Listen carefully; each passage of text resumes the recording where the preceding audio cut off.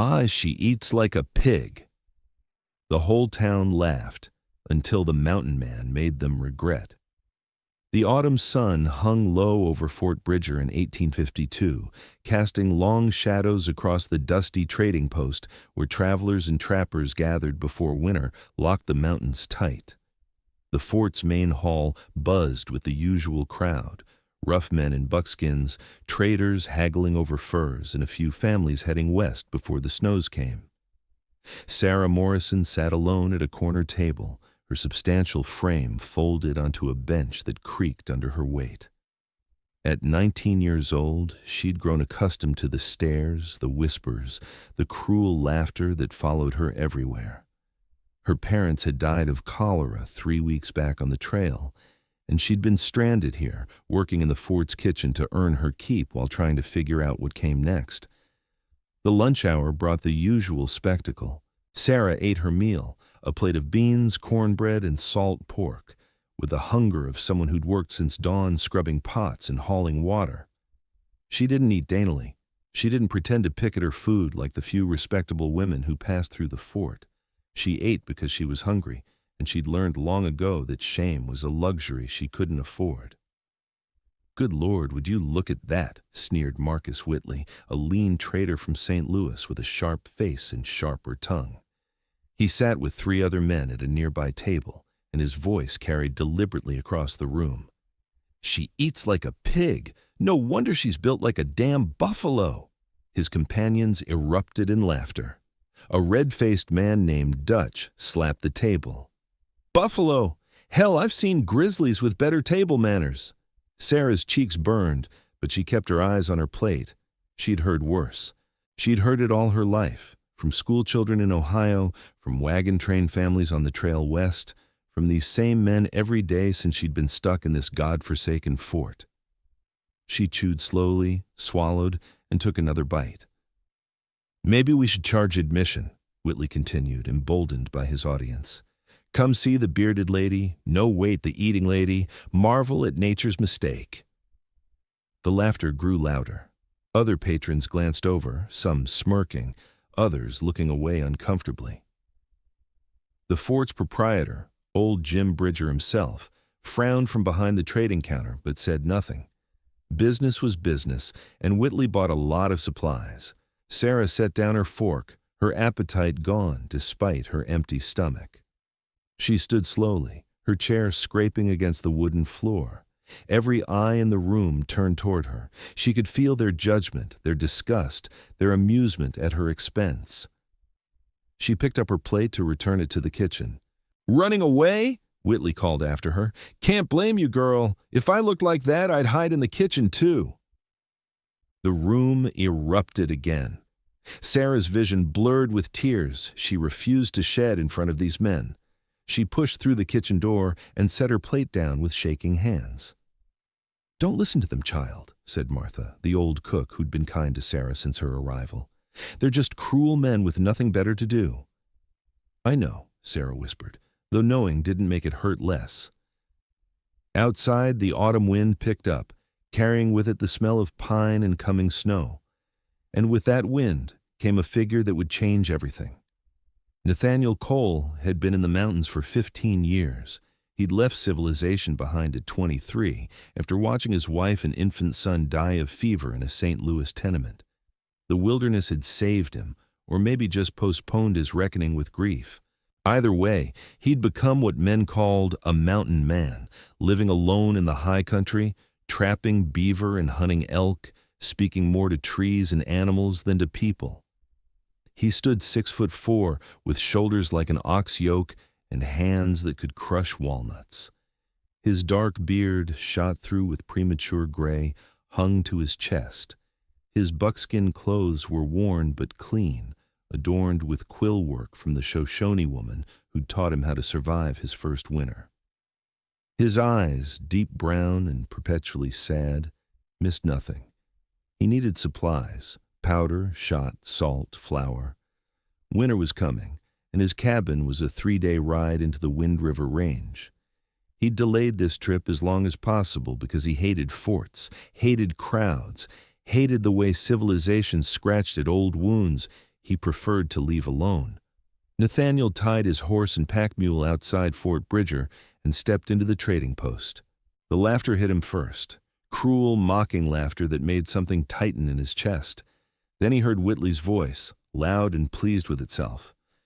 "Probably eat a whole pig if someone put it in front of her." More laughter. Nathaniel's jaw clenched. He moved toward the counter, intending to conduct his business and leave, but then he saw her, a young woman emerging from the kitchen, her face carefully blank despite the red around her eyes, her posture straight despite the obvious effort it cost her.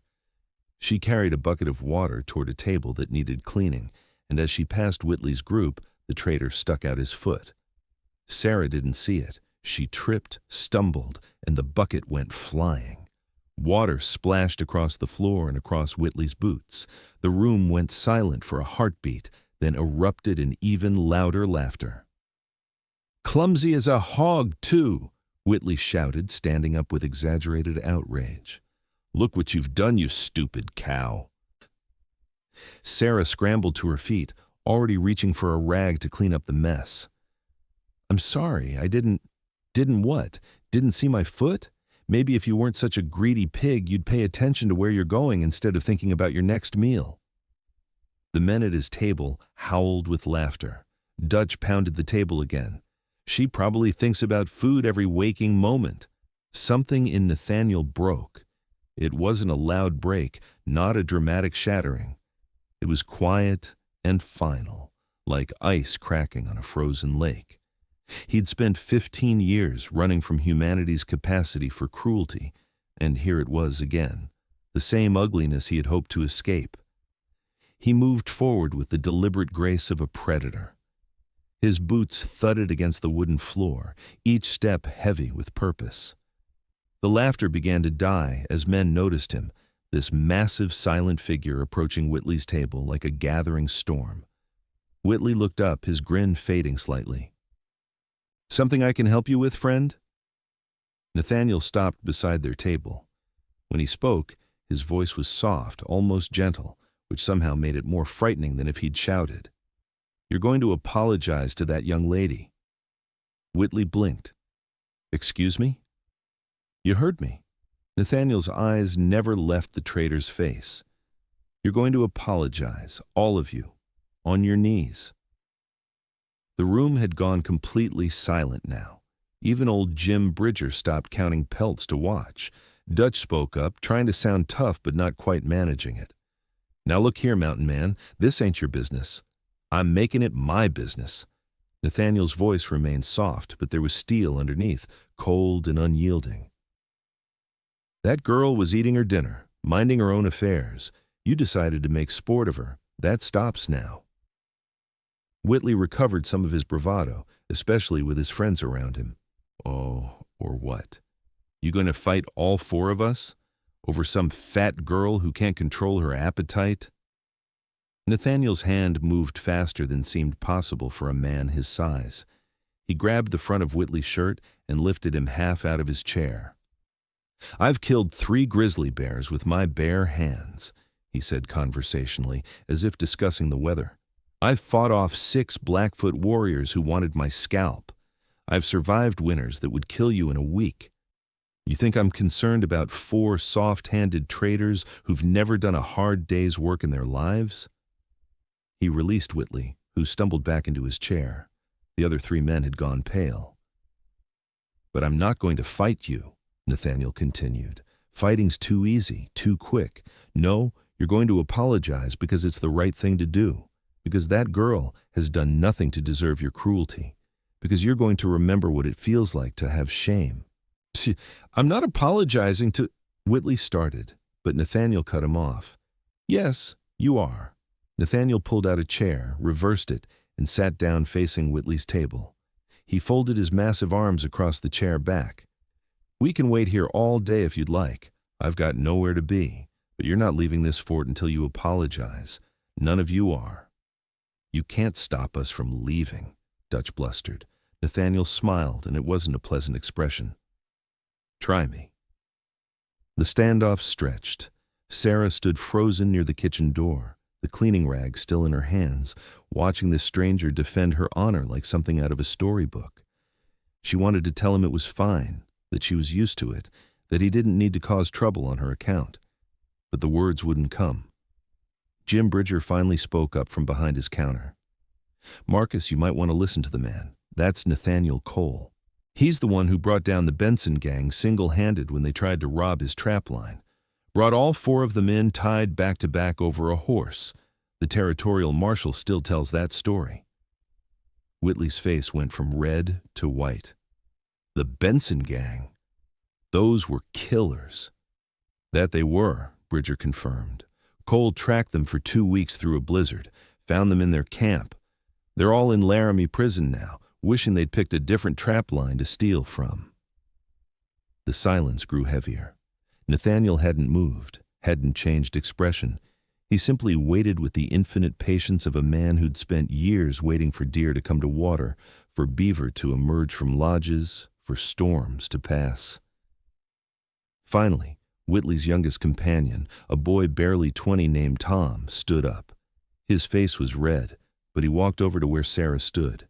He got down on his knees, awkward and ashamed. "Miss," he said, his voice cracking slightly, "I apologize for my behavior. It was cruel and unwarranted. I'm sorry." Sarah stared down at him, shocked. You don't have to." "Yes, he does," Nathaniel said quietly from his chair. "And he's not done. Tell her what you said." Tom's face burned brighter. "I laughed when Marcus said you ate like a pig. I'm sorry. It was wrong." Sarah's throat tightened. "Apology accepted," she whispered. Tom stood and returned to his table, unable to meet anyone's eyes. Dutch went next, then the red-faced man. Their apologies were grudging, but genuine enough, born of fear, if not true remorse. Whitley remained seated. "This is ridiculous. I'm not—" Nathaniel stood. He didn't move toward Whitley, didn't threaten him. He simply stood, and his size, his presence, filled the room like a physical force. "You have a choice," he said softly. "Apologize now, or I make you apologize. Your dignity survives one of those options. Choose." The calculation played across Whitley's face. He was used to being the big man, the one with the sharp tongue and the money to back up his arrogance. But this was different. This was a man who lived by different rules, who didn't care about Whitley's connections or his purse or his social standing. Slowly, his jaw clenched so tight Sarah could see the muscles jumping. Whitley stood and walked to where she stood. He didn't kneel at first, just stood there, and she could see the war playing out behind his eyes. "All the way down," Nathaniel said. "She deserves nothing less than your full apology." Whitley's knees hit the floor with an audible thud. He looked up at Sarah, and for just a moment, she saw something human in his face. Shame, actual shame, breaking through the arrogance. "Miss Morrison," he said, and his voice shook slightly. "I apologize for my cruel words and behavior. You didn't deserve that, any of it. I'm sorry." Sarah felt tears threatening again, but these were different. "I accept your apology," she managed. Whitley stood quickly and left the trading post without another word, his companions scrambling after him. The door slammed shut, and the room gradually returned to its normal noise level, though everyone was acutely aware of the mountain man still standing in their midst. Nathaniel turned to Sarah. His expression softened, the hardness melting away to reveal the sadness she'd glimpsed earlier. "You all right, miss?" Sarah nodded, not trusting her voice. She'd spent 19 years being mocked, and in 5 minutes, this stranger had done what no one else had ever done. He'd made her tormentors face their cruelty. "Good," Nathaniel said simply. He turned to head to the counter to conduct his business, but Sarah found her voice. "Wait." He paused, looking back at her. "Why did you do that? You don't even know me." Nathaniel was quiet for a long moment. When he spoke, his voice was so soft she had to strain to hear it. "Because nobody deserves that. And because I've spent too many years running from humanity instead of standing up for what's right. Seemed like today was a good day to remember what I should have been all along. Over the next week, something unexpected happened. Nathaniel Cole, who'd planned to gather his supplies and disappear back into the mountains within a day, found himself staying at Fort Bridger. He told himself it was because he needed to repair his pack saddle, check his horse's shoes, wait for a special order of powder that was coming in on the next freight wagon. But the truth was simpler and more complicated. He stayed because of Sarah. She found him working on his pack saddle the next morning, his massive hands surprisingly deft as they worked the leather. "Mr. Cole?" He looked up. "Just Nathaniel, miss." "Nathaniel?" She held out a wrapped bundle. "I made you breakfast. To say thank you." He unwrapped it to find fresh biscuits, bacon, and eggs. "You didn't have to." "I wanted to. She hesitated, then sat down on a nearby barrel. "Nobody's ever stood up for me like that before." Nathaniel focused on his breakfast, uncomfortable with gratitude. Just did what needed doing. Most people don't see it that way. She watched him eat, and he was acutely aware that he probably ate just as ungracefully as she'd been accused of, quickly, efficiently, like someone who'd gone hungry enough times to know better than to waste food. "Can I ask you something?" "I suppose." "Why do you live alone in the mountains? Jim Bridger says you're one of the best trappers in the territory, that you could make good money hiring on as a guide or a hunter, but you stay alone." Nathaniel set down the last biscuit, his appetite suddenly gone. "Had a wife once, a son. They died. Fever took them both in less than a week. I was out hunting, trying to make enough money to get us a better place to live. When I came back, they were already in the ground." Sarah's hand flew to her mouth. "Lude, I'm so sorry. Been 15 years. Still feels like yesterday sometimes." He looked at her directly for the first time. "What about you? Jim says your folks died on the trail." "Cholera, 3 weeks ago. We were heading to Oregon, going to start a farm." She blinked back tears. "I'm stuck here now. Been working in the kitchen, trying to save enough for a ticket on a freight wagon back east. But I don't know what I'll do when I get there. We left everything behind to come west." They sat in comfortable silence for a while. Finally, Nathaniel asked, "Those men yesterday, that happen often?" Sarah laughed bitterly. "Every day, multiple times a day, I'm used to it." "Shouldn't have to be used to it. Shouldn't happen at all." "No," she agreed. "But I'm fat, Mr. Nathaniel. That's just how the world works. Fat girls are targets." Nathaniel studied her, his expression thoughtful. "You know what I see when I look at you?" Sarah braced herself, expecting platitudes about inner beauty or character. "I see someone who survived," he said instead. "Parents dead, stranded in a fort full of cruel strangers, working a hard job for little pay, and you haven't given up. You're still here, still standing. That takes strength. Real strength. The kind that matters." Sarah felt her throat tighten. "I don't feel strong. Strongest people usually don't." He gathered up his tools. "Listen, I need to check my trap line, make sure nobody's been poaching my territory. Going to be gone most of the day, but I'll be back for dinner. Maybe we could eat together. I'm tired of eating alone, and you shouldn't have to either." Sarah nodded, not trusting her voice. That evening, they ate together at the same corner table where she'd sat alone the day before. Nathaniel didn't care how she ate, didn't judge her portions, didn't make her feel like she needed to perform femininity or daintiness or any of the other things society demanded of women. He just ate his own meal and told her stories about the mountains, about grizzlies and wolverines, about winter storms that lasted weeks, about the profound silence of deep snow. And Sarah listened, fascinated by this quiet man who'd lived a life so different from anything she'd known. Word spread quickly about what had happened with Whitley. Some people thought Nathaniel had overreacted. Others, particularly some of the women at the fort, sought Sarah out to tell her they'd been happy to see those men taken down a peg. But the biggest change was in Sarah herself. She walked a little straighter. She met people's eyes instead of looking at the ground. When someone made a snide comment about her appearance, she didn't crumble. She remembered that she had value, that someone had thought she was worth defending. Nathaniel stayed at the fort for a week, then 2. His trapline could wait, he told himself. Early season was slow anyway. The beaver were still fat from summer. He'd make up the difference later. The truth was harder to admit. He didn't want to leave. He and Sarah fell into a routine. He'd work on equipment during the day, help around the fort with heavy labor, hunt fresh meat for Jim Bridger's table. She'd work in the kitchen, and they'd eat together in the evenings, talking until the fire burned low, and Martha shooed them out so she could close up. "Tell me about your wife," Sarah asked one evening. They'd moved outside to escape the stuffy heat of the dining hall, sitting on the fort's wall to watch the sunset paint the mountains gold and purple. Nathaniel was quiet for so long she thought he wouldn't answer. Her name was Elizabeth. Beth. She was small, delicate. Nothing like... He stopped himself, but Sarah finished the thought. Nothing like me.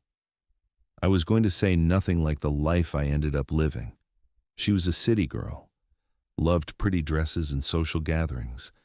I was trying to make money to give her that life when she died. He stared at the mountains. Spent a lot of years wondering if it was my fault. If I'd been there, maybe I could have gotten the doctor sooner, or nursed them through it or something. "It wasn't your fault," Sarah said firmly. "Fever doesn't care who's there and who's not." Know that in my head. Heart's slower to learn. Sarah understood that completely. I spent my whole childhood thinking if I just tried hard enough, I could make myself smaller, make myself fit what everyone expected. Starved myself more times than I can count. It never worked.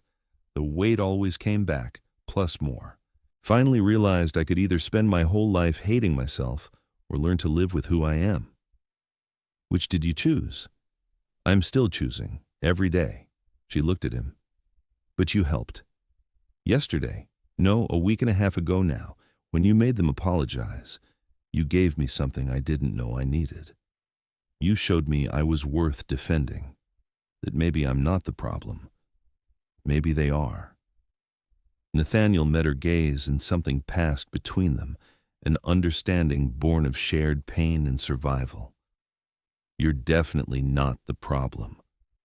On the 15th day, Nathaniel made his decision. He found Sarah in the kitchen, elbow deep in dishwater. "Can we talk?" Outside, she dried her hands, her heart racing. She'd been dreading this conversation, knowing he'd have to leave eventually, knowing she'd have to return to her lonely existence after tasting what friendship felt like. They walked to the edge of the fort, where the prairie grass stretched toward distant mountains. Nathaniel seemed nervous, which was so unlike him that Sarah felt her anxiety spike. "I need to tell you something," he started, then stopped, started again. "I came here for supplies. Planned to be gone in a day, but that was over 2 weeks ago, and I'm still here." "I know," Sarah said quietly. "I've been grateful for every extra day. The thing is, I don't want to go back to my cabin, or I do, but not alone. Not anymore." He turned to face her fully. "Sarah, I know we haven't known each other long. I know this is probably crazy, but I spent 15 years running from everything, hiding in those mountains. And then I saw you, saw them hurting you, and something woke up in me that I thought was dead." Sarah's breath caught. "What are you saying?" "I'm saying come with me.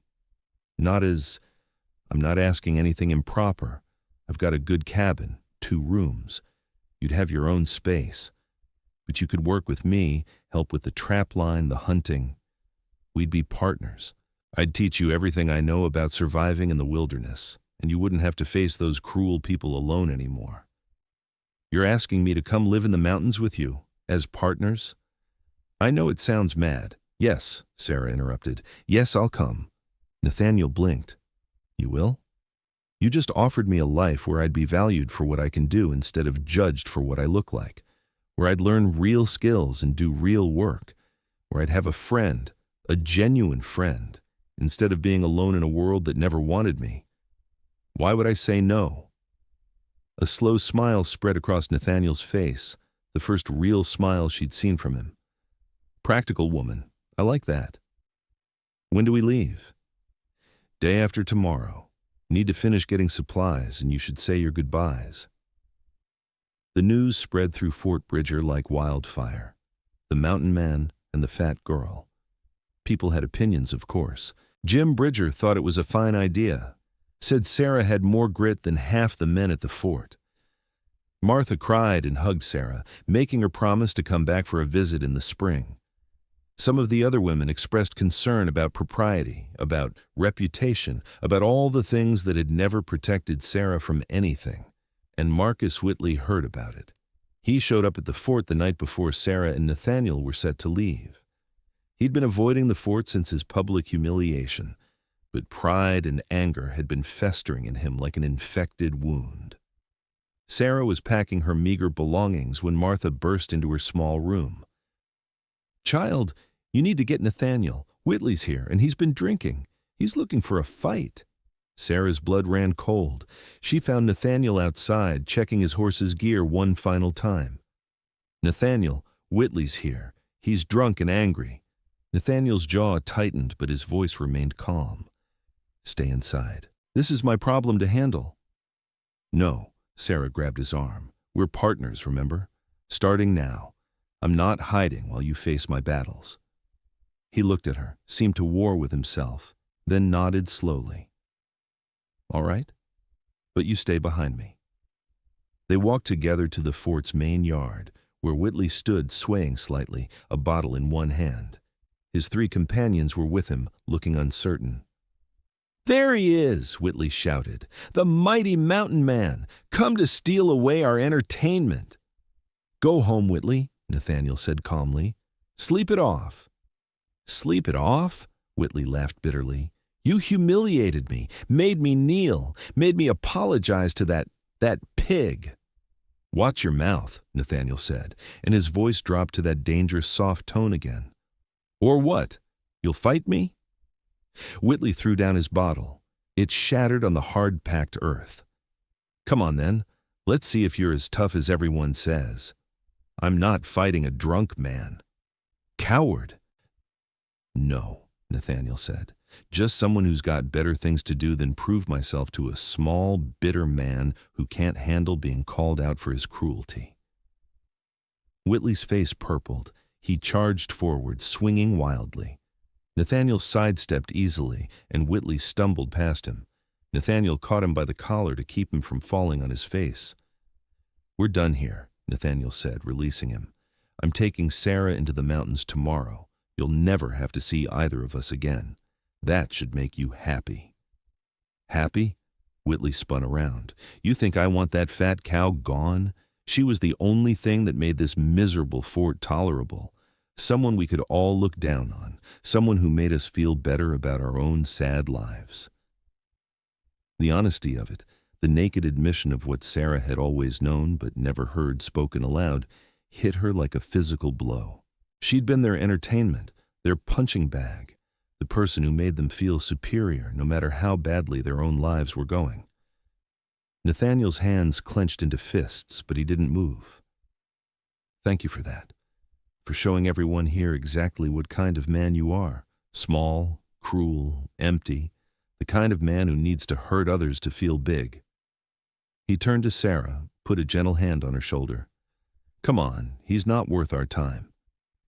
As they walked away, Whitley shouted after them, "You'll be back. She'll slow you down, eat you out of house and home. You'll see what a burden she is, and you'll come crawling back." Nathaniel stopped.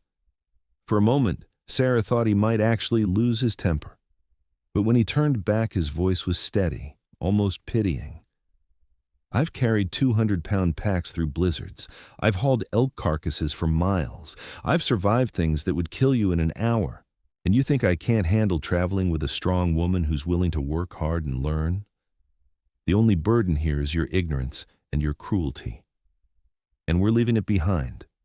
He guided Sarah away, leaving Whitley standing alone in the yard, suddenly aware that everyone at the fort was staring at him with contempt instead of amusement.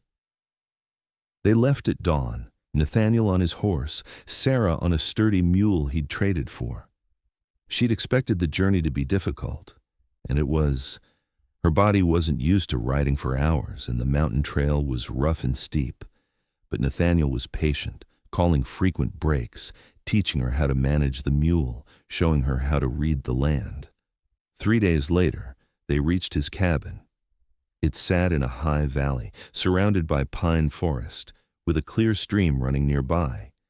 The cabin was solidly built, larger than she'd expected, with 2 rooms just as he'd promised, and a covered porch where he cured hides. "It's beautiful," Sarah said, and meant it. "It's home." Nathaniel dismounted and helped her down from the mule. "Come on, let me show you around." That first winter was the hardest thing Sarah had ever done. Nathaniel taught her how to check trap lines, how to skin and cure pelts, how to track game and read weather signs. He taught her which plants were edible, how to preserve meat, how to survive when the snows came heavy and stayed for weeks.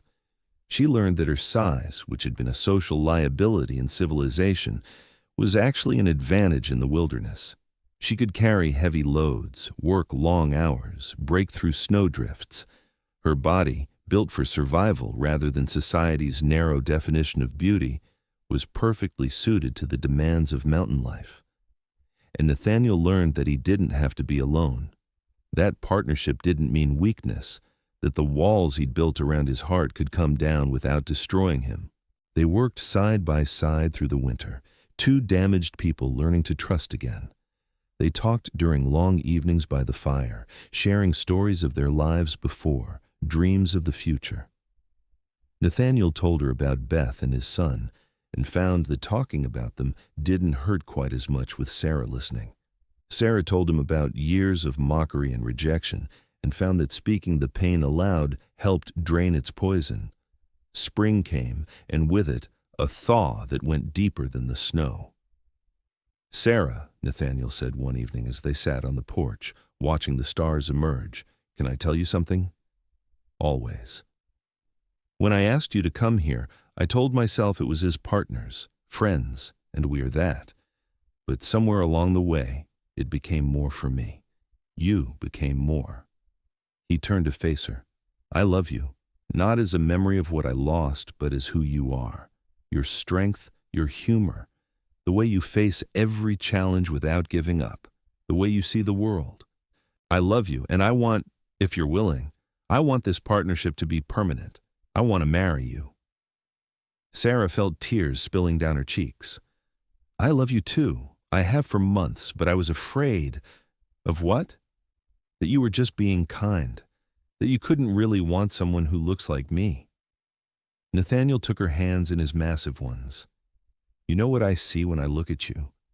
I see the woman who learned to shoot straight through a blizzard, who can skin a beaver faster than I can, who pulled me out of that avalanche last month and then built a shelter while I was still dazed. I see the person I want to spend my life with, who I want to build something real with. The woman who brought me back to life when I thought I was dead inside." "Yes," Sarah said through her tears. "Yes, I'll marry you." They married that spring in a Shoshone ceremony, witnessed by the tribe that had accepted them both, 2 misfits from the white world who'd found their place in the in-between spaces. Word eventually filtered back to Fort Bridger. The mountain man and his wife, working one of the most successful trap lines in the territory, stories of their partnership, their skill, their survival against odds that broke other settlers. And Marcus Whitley heard those stories and felt his bitterness grow. But Sarah and Nathaniel never knew, and wouldn't have cared if they did. They were too busy living, really living, to worry about the opinions of people they'd left behind. Years later, traveling trappers would sometimes tell stories of the couple in the high country. The massive man with the sad eyes and the strong woman who could outwork most men. They described the way Nathaniel looked at Sarah like she was the sunrise after a long night, the way Sarah smiled at Nathaniel like he'd hung the stars. But what they never understood, what they couldn't see, was the deeper truth. Two broken people who'd found each other and discovered that sometimes the cruelest experiences lead to the most profound healing. That sometimes you have to leave the world behind to find out who you really are. That love isn't about fitting into someone else's expectations. It's about finding someone who sees your true self and chooses you anyway. In the end, Sarah Morrison Cole lived more fully in those mountains than she ever had in civilization. She died at 73, surrounded by children and grandchildren, with Nathaniel holding her hand like he'd done every day for 54 years. And her last words were these: "Thank you for making them apologize, for showing me I was worth defending." And Nathaniel, ancient and gray but with the same sad, loving eyes, replied, "You were always worth defending. You just needed someone to see it. Thank you for saving me right back." The cabin still stands in that high valley, maintained now by descendants who understand what it represents. A refuge built by two people who refused to let the world's cruelty define them, who chose love and partnership and dignity over society's expectations. It stands as a reminder that sometimes the best revenge against cruelty isn't fighting back. It's living so well, so fully, so honestly, that the opinions of small-minded people become irrelevant. And in that high valley, where the wind still whispers through the pines and the stream still runs clear, the story lives on, of the mountain man who made cruel men kneel, and the strong woman who made him remember what love felt like